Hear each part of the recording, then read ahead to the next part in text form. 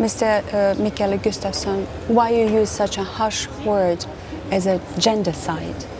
Because it is a very harsh word, because it's a killing of persons based on sex. And it's killing, for example, if you have selective abortion and you kill small children after they have birthed.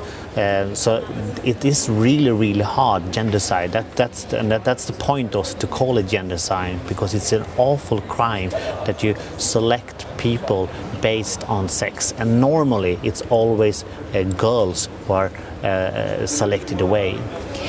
What can you tell about the countries, country per country? What countries are better ones and what are the worst within the European Union?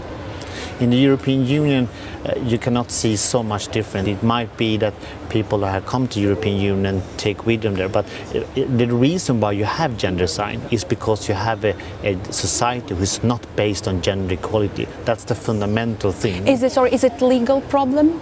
Is it a legal problem, or it's a problem of mentality, of culture? It's more a problem of mentality and culture, and that you see that you need to have boys to protect you when you are older, to like a financing system in that sense. So if you should have a social security system, or you should have a welfare system, it might not occur that somebody do this. But in some countries, for example in Asia, there are a lot of gendercide based on that they do abortion before a person is But I think it's a much more global debate. But yes. Let's focus on Europe, because what are the problems in Europe? Because we Europeans think that we can be a model for the others. So according to your report, according to your vision, we are very far away from this ideal situation. We can't be a model at the moment, actually.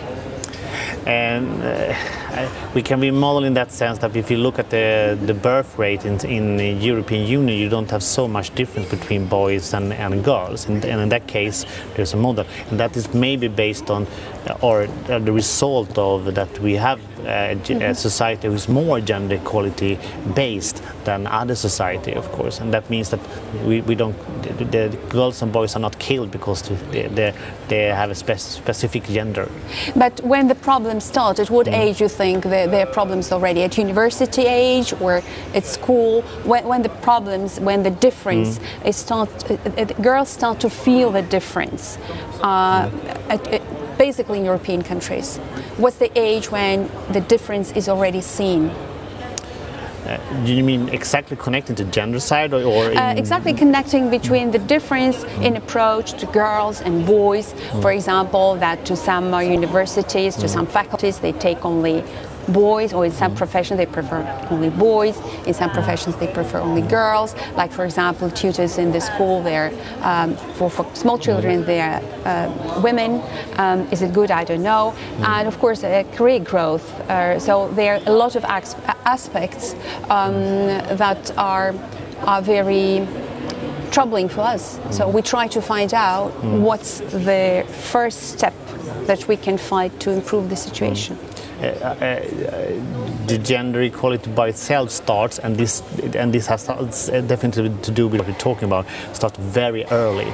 It's a culture who we raise girls and boys from the beginning. In that sense, it starts from preschool or anything, and it's say you are allowed to do this and you are allowed to do not that. But sorry, in your country it's the same? Yes, definitely. It's in the whole European Union. You have gender stereotypes on what a girl should do, what a boy should do, or what they not should do, and that really, is it good or is it bad? That's really bad, because that diminishes the individual freedom to really choose what you want to do. Because if you instead of you have 100% of option, you suddenly have 50% of the option, and that's really diminish the freedom of the individual to choose. I mean, if you are a boy and you want to be a mechanic, that's fine.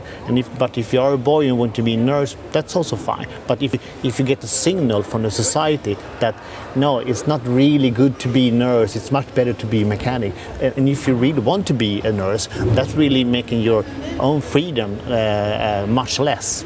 So it's really bad, because it doesn't take the real resources in people and do what the most what they can of these resources that every person has inside.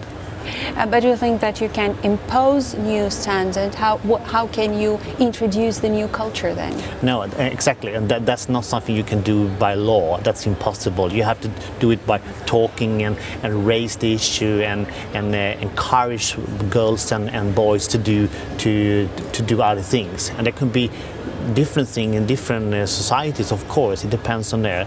In Peru, I'm going to speak on Thursday on girls rising. And there's a girl his name is Senna, and she wanted to have education, and education is very important to that. Is that if girls and boys have education for a long time all over the world, a lot of things are going to change. But coming back to Europe, what you can do as a chair and as a member of a parliament, what the parliament can do to change the current situation if it's so deeply rooted in our brain.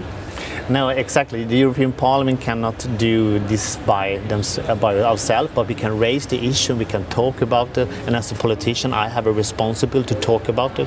I also have to say that this is diminishing the freedom of every individual. So in that sense we can talk about it and raise the issue, but we cannot do it by law. That's impossible.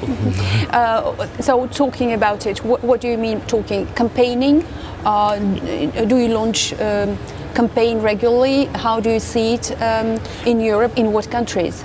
You have that in different countries. You raise campaign. Also, the Commission do that sometimes. That you should do something that break the gender stereotypes, because gender stereotypes is exactly stereotype. It's put a person in a box to say that this is what you should do. So you have to inform people. You have to have campaign, but politicians have to raise the issue during in media, television, radio, whatever. Talk about it, because if you don't talk about it, we're not going to get any change at all. But now you have an opportunity to talk to European citizens. So what is your message? How you see we can improve the situation? What should we do on local level, on everyday level? So what every person can do on his level to improve the situation in general, every citizen? I will say that the most important issue is that more people put on something I call gender glasses and see that everything that we do in our society has a gender perspective. It doesn't matter what we talk about.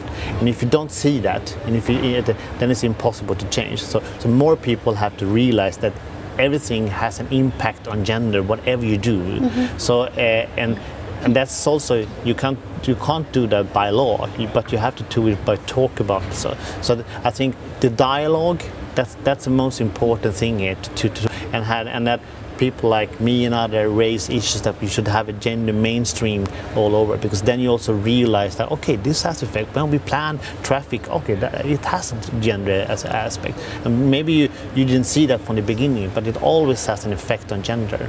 What are your future plans for this session and for the period, let's say, until the end of this year, and of course until the end of your term, because very soon this parliament ends its term. So what do you see as your ultimate achievement? We now this session we also talked about violence against women. That's extremely important for me to talk about, because that's Is it true that women are still, many of them even in Italy, are dying from violence? Is it true? Yeah, definitely. It's true. It's not made up story. Every day 7 women die in European Union. Every day 7 women. Exactly. So it's a lot of people that are dying, and it's every third woman in the whole world are sometimes during their life affected by physical or sexual violence in some way. Sorry, coming back to Europe, so in countries like Italy, what are the other countries? Because I suppose that in Nordic countries the situation is a little bit better, and we associate violence with women with a macho stereotype of man who tries to dominate. Is it true?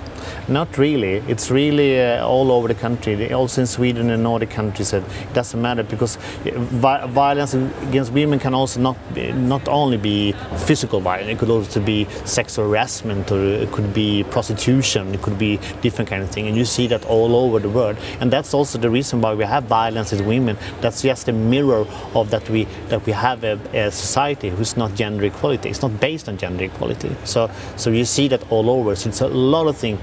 We have raised the issue that the member states, all member states in European, should sign a convention to fight this case, because we want to fight violence against women. That's extremely important that every member state do something about it in the law, information, campaign, and so on.